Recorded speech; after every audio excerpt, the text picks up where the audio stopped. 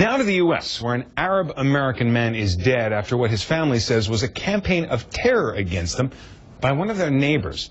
Bryn Gingras has the story from Oklahoma. Dirty Arabs and filthy Lebanese are just some of the insults Vernon Majors allegedly called his neighbors.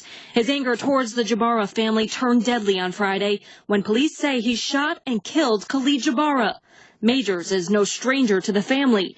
For years, the Jabaras, who are Christian of Lebanese descent, say that Majors would terrorize them and call them names. In 2013, the family filed a protective order which prevented Majors from having any contact with them. But records show Majors violated that order. In September of last year, Majors allegedly hit Khalid Jabara's mother, Haifa, with his car, putting her in the hospital for weeks. Majors was arrested and charged with felony assault. 2 judges denied his request to be released on bond, but 3 months ago, a 3rd judge, against the district attorney's wishes, allowed the 61-year-old to post bail, releasing him until his trial in 2017. Neighbors who did not want to be identified say they are not surprised by the allegations against Majors, saying he had a history. He walked onto our property and started screaming to my family, told his Mexicans leave out of here and stuff like that.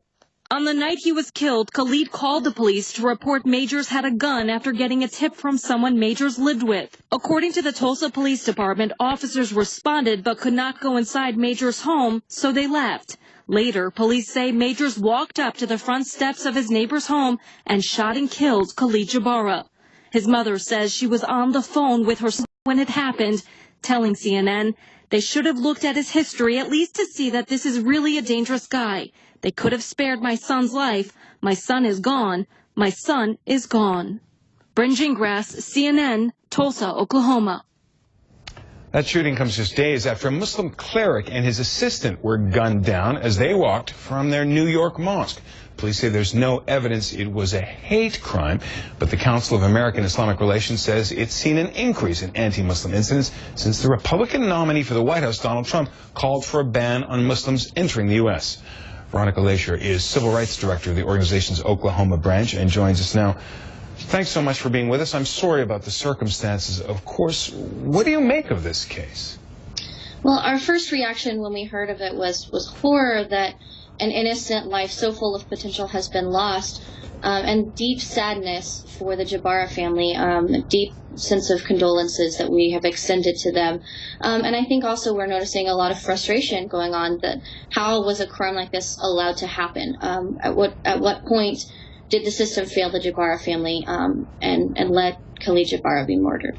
Well, I want to ask you about that specifically because they did ask for police protection, both with a restraining order before this got to its worst, and then in the hours before the killing, they called the police, and the police approached the house, couldn't go in, apparently. Do police take the concerns, the fears of Arab Americans seriously enough? Well, we're very fortunate here in Oklahoma to enjoy healthy and communicative relationships with law enforcement. So I don't think that there's a sense that the Tulsa Police Department in this particular circumstances have failed in any way. As you know, the Fourth Amendment means that the police can't just enter a home without a warrant or without fear that someone is in imminent danger. So when they said to the Jabara family, there's nothing we can do, I sense that they truly meant that they really had their hands tied in that situation. Now, I want to choose my words very carefully here because I do not mean to accuse Donald Trump of involvement in this heinous crime.